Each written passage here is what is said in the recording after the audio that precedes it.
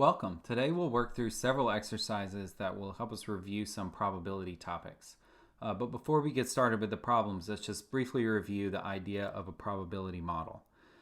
So if we have a random experiment, there's going to be some number of outcomes that that experiment can have. And mathematically, we'll describe that experiment as the set of outcomes, which is customarily denoted capital omega, together with a function little m that says how likely each of those outcomes is.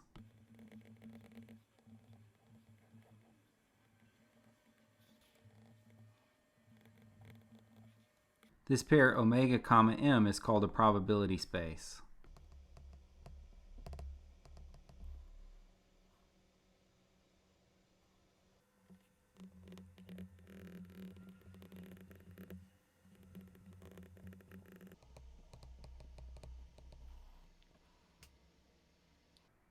The point of coming up with a probability model is to be able to translate questions about real-world random experiments into questions about the mathematical object and vice versa. That will allow us to formulate rigorous, precise statements that correspond to various quantities of interest in the context of the real-world experiment. So for example, if you flip two coins, the possible outcomes are heads, heads, heads, tails, tails, heads, and tails, tails. So that's our probability space. And for a fair coin, those four outcomes will be equally likely. So our probability mass function is constant. And the question is, what object corresponds to first flip comes up heads? That's something that we understand what it means in the real world scenario, and we want to have a mathematical object that corresponds to that. And looking at the probability space, we can see that the first flip comes up heads is a statement which is true about these two outcomes, and it's not true about these two outcomes. And a function which is either 1, in other words true, or 0, in other words false, on each element of the set omega is a subset of omega. So that leads to the idea that events are subsets of omega.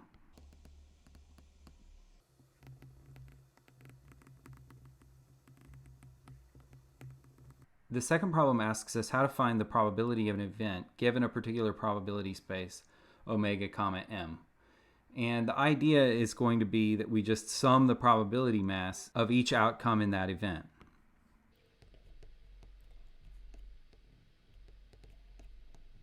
So if our event consists of these two outcomes, then the probability associated with that event is going to be the sum of the masses of the outcomes in that event.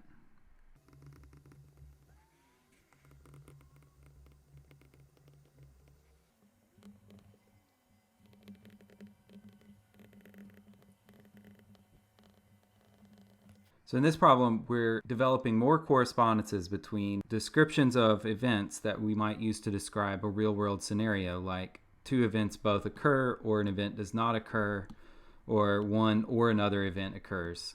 And we're writing set theoretic operations to describe these things. So E and F both occur means that the outcome which actually occurred is in the set E and in the set F. And that is the intersection operation. The event that E did not occur is the event that the outcome which did occur falls outside the event E.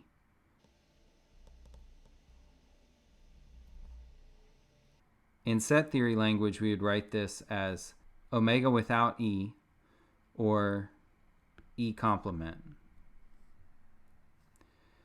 Finally, the event that E occurs or F occurs is the event that the outcome that actually occurs is either in E or in F. And in set theory language, we call that the union.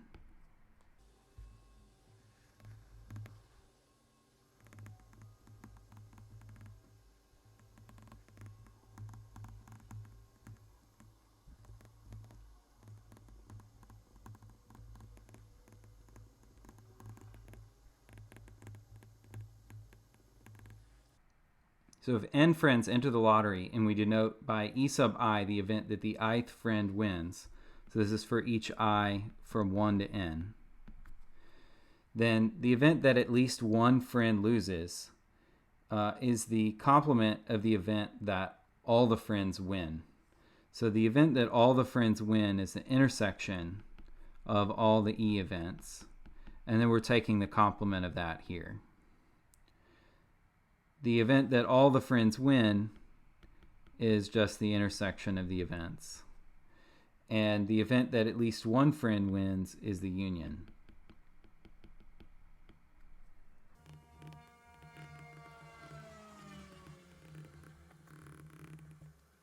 So this problem asks us to think a little bit more about the distinction between the probability measure P and the probability mass function M.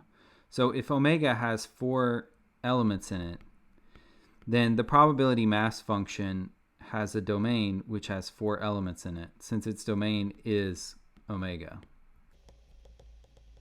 However, the probability measure has a larger domain because there are more events than there are outcomes. For example, there are these 4 singleton events. There are also events which contain 2 outcomes. There are events which contain 3 outcomes, events which contain no outcomes, and one event which contains all the outcomes. So there are many possibilities. And the easiest way to count the number of subsets of omega is to think about formulating a subset as a process of choosing one at a time for each element, whether it should be in or out of our subset. So we get one choice here with 2 options, and then we get another choice independent of that one. Again, 2 options. Altogether, we have 4 choices, and in each case, we have 2 options. So the cardinality of the domain of P is 2 times 2 times 2 times 2, which is 16.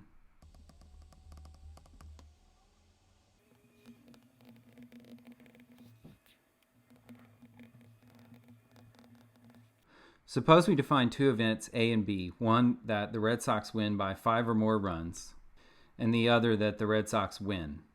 The question is, which of the following is necessarily true of those 2 events regarded as set theoretic objects in our probability model?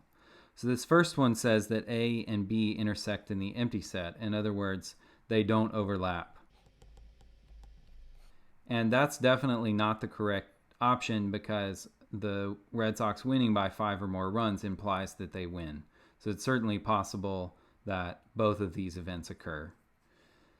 The second option says that A is a subset of B. In this option, every outcome that satisfies the condition defining A also satisfies the condition defining B. And that's indeed the case. If the Red Sox win by 5 or more runs, then they certainly win. So this is the right option.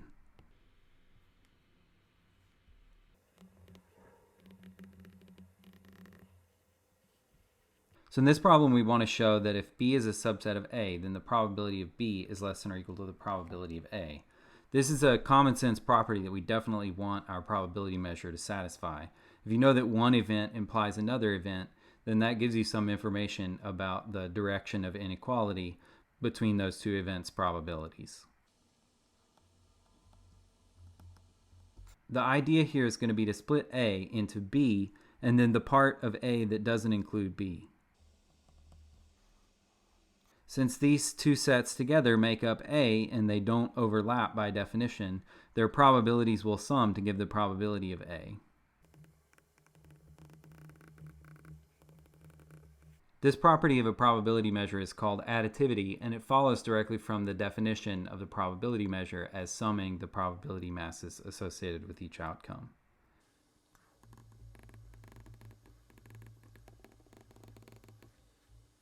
Now we can replace this term with 0, and in doing so we know that we're not making the left-hand side any larger because this probability is greater than or equal to 0. So that means that the probability of A is indeed greater than or equal to the probability of B.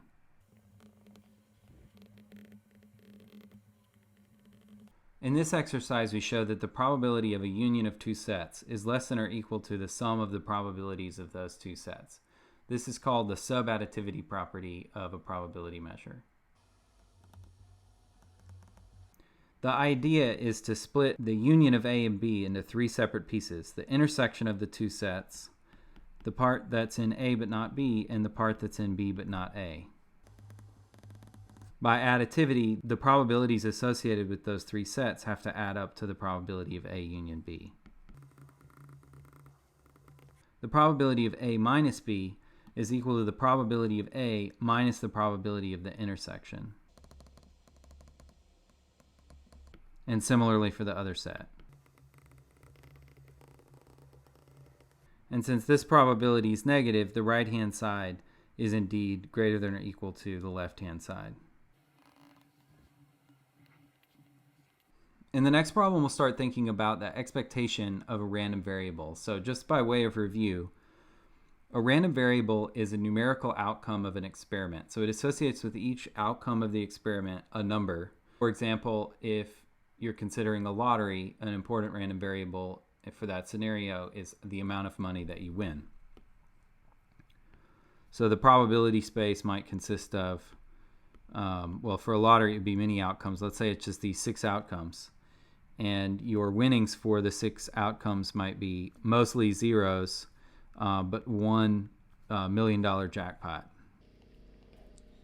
And you can describe the situation by labeling each point, but the mathematical way of describing a labeling is a function. So we want to think of mapping these values to the real number line. And the probability distribution associated with this random variable is just the distribution of mass on the number line you get by pushing forward each of these masses to the number line. So maybe these 5 masses add up to almost 1. So there's going to be a probability mass here, almost 1. And maybe this one has a probability of 1 over a million. And so there will be a 1 over a million mass here. At 1 million. This object with the probability masses here and here, this is called the distribution of x. And the expectation of x is just the balance point of the distribution. It's where we would have to put a 1-point support in order to get the number line to balance, assuming the number line itself is weightless and all of the mass is coming from these probability masses on the number line. And a formula for the expectation is to sum over all real numbers that real number value times the amount of probability mass sitting there for the distribution of x. So this is called the probability mass function of x, and it describes where the probability mass is on the number line.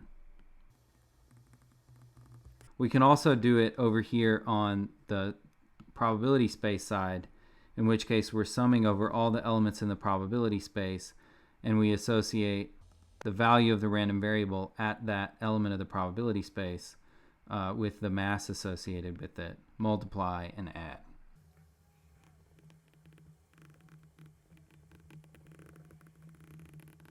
So in this problem, we're given a pair of random variables, x comma y, and we're told that they're uniformly distributed on the set 0, 1, 2, 3 squared. This means that if we look at these 16 points, each one has probability 1 over 16 of being the eventual value of capital X comma capital Y. And we're asked to find the expected value of x, the expected value of y, and the expected value of the sum.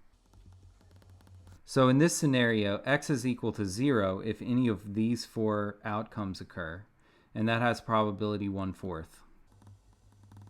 Likewise, x is equal to 1 with probability of 1/4, as well as 2 and 3. So the expectation of x is 1.5. And in exactly the same way, the expectation of y is also 1.5, because it's equal to 0 with probability 1/4, 1 with probability 1/4, and so on. As for the sum, it's equal to 0 with probability 1/16. And it's equal to 1 with probability 2/16 because these two outcomes both have x plus y equaling 1. 2 with probability 3/16. 3 with probability 4/16.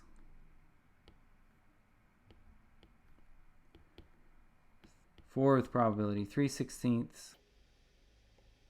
5 with probability 2/16. And 6 with probability 1/16. And if you work out this expression, it comes out to 3. And in fact, it's not a coincidence that 1.5 plus 1.5 equals 3. We'll see that in general, the expectation of x and the expectation of y always sum to give the expectation of the sum x plus y.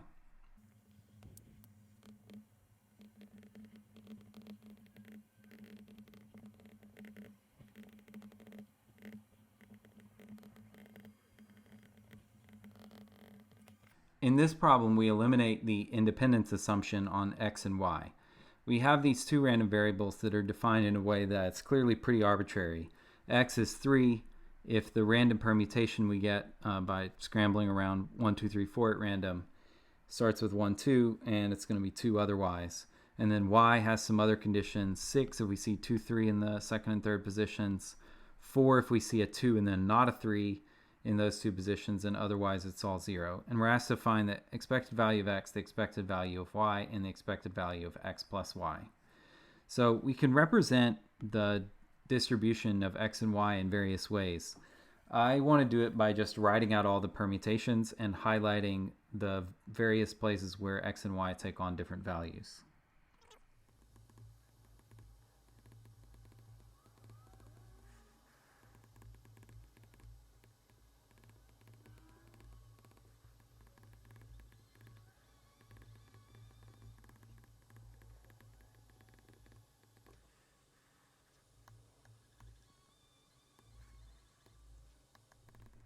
So x is 3 on those two permutations, and it's 2 everywhere else.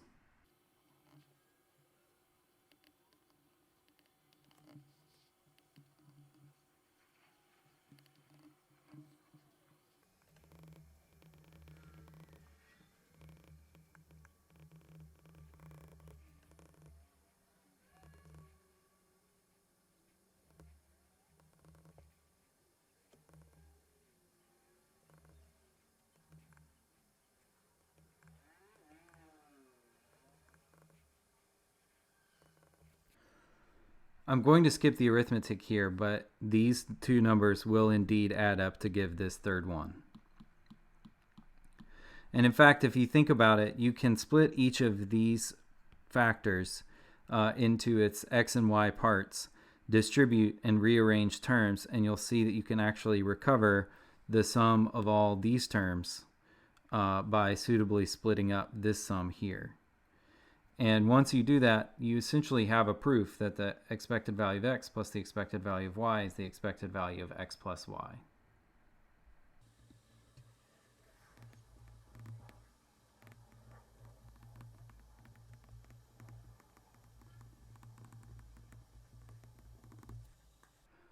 So here's an extra question that isn't on the sheet.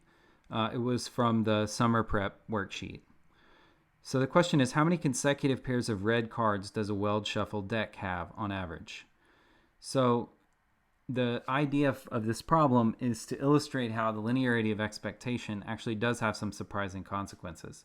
If you get used to linearity of expectation in the context of distributing the expectation symbol across a sum, then it feels quite natural because you're used to distributing things symbolically. However, in the context of this question, the results are going to be perhaps a bit surprising. So the idea is that the number of consecutive red pairs in the deck is going to be a sum of what's called indicator random variables. So we're going to put one random variable here watching the first two positions, and this random variable is going to be 1 if it sees two R's, and it's going to be 0 otherwise. And similarly, for the next two positions, we're going to have an indicator random variable. We're going to call this first one x1, the second one x2, And it's the same idea. It watches those two positions. If they're both red cards, it gives a 1. And it gives a 0 otherwise. And so on until we get to the end. The very last one is going to be x51. There are 51 of these pairs. And clearly, the number of consecutive pairs of red cards is just going to be a sum of these 1s and 0s.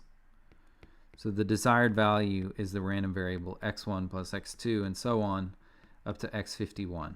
And these are not independent random variables. If you know that x1 is 1, then that's telling you x2 is more likely to be 1 than if you didn't know that, because you know it's already got an r here in this position. And we're being asked to find the average value of this random variable. In other words, its expectation. And we learned that expectation distributes across addition. So we can write this as the sum of the expectation of x1 and so on up to the expectation of x51. And the thing is, these are now 51 separate problems. We are not doing the same single probability problem anymore. We have 51 separate problems, and we can solve them all separately. So we'll solve the first one, expectation of x1, by just considering that the probability that the first card is red is 1/2, since half the cards in the deck are red. Then the conditional probability of the second card being red, given that the first card is red, is 25 over 51, since there are 51 cards left in the deck and 25 of them are red, since that first one dealt was a red. The probability that x1 is 1 is equal to the expected value of x1.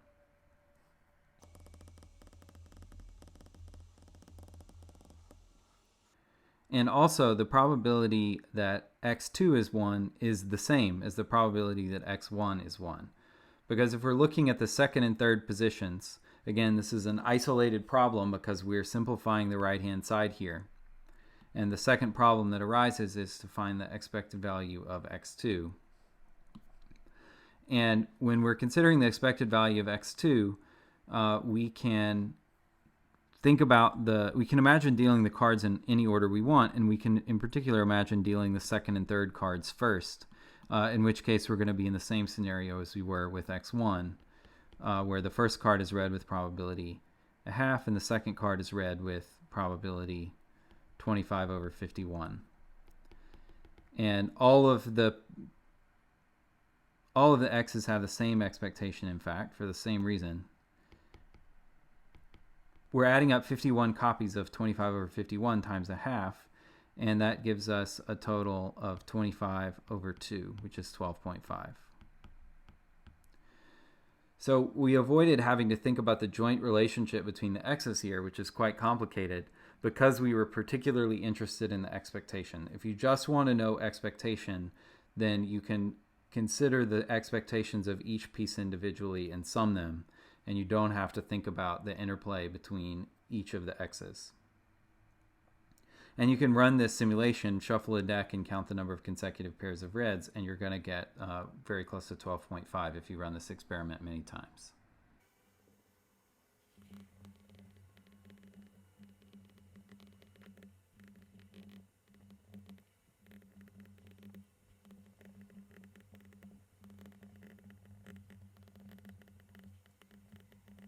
So in this problem, we're thinking about conditional probability. And this is actually a very generic situation. You have some probabilities representing your beliefs about the world, and you make some new observations which need to alter those probabilities. So for example, in this scenario, you're 90% sure that your package arrived today, and you're 75% sure that if it had in fact arrived, then it would be on your doorstep rather than in your mailbox. When you come home, you don't see the package. And the question is, what's now the conditional probability that the package is in the mailbox, given the probabilities as you believe them, together with your observation that the package is in fact not on the doorstep?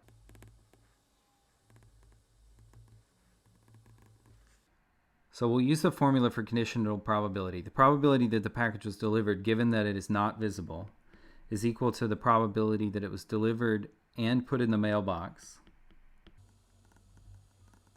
The probability is delivered and that it is not visible, divided by the probability that it's not visible. So we know that the probability that it was delivered and invisible is 90% times 25%. And the probability that the package is not visible is 10%, corresponding to it having not been delivered, plus that same value we computed in the numerator. And this works out to about 69.2%. So even though you were quite sure it was going to be delivered and you were pretty sure it was going to be on the doorstep, you're still rather sure that it's actually going to be in the mailbox, even after you don't see it on the doorstep. So this calculation that produces updated conditional probabilities based on evidence is called Bayes' rule or Bayes' theorem, and it plays a pivotal role in what's called Bayesian statistics, which we'll study later.